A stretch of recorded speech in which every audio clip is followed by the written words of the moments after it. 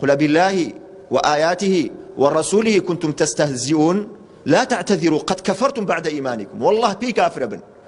بوتو كاتي أو قالت بمنكي أجر بيتو من لقلتو يا بيايام أو قالت تبي مكر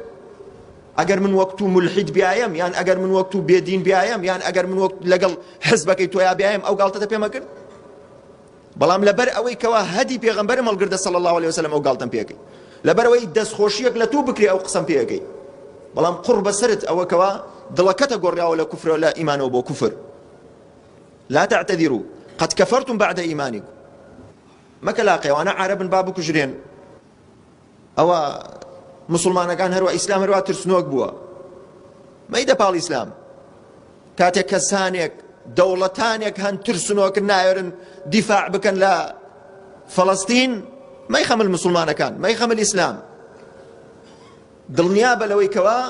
ترسنۆکەکە لە خۆتایە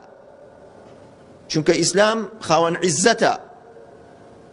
بەڵام موسڵمانەکانن ئاوایان لێ هاتە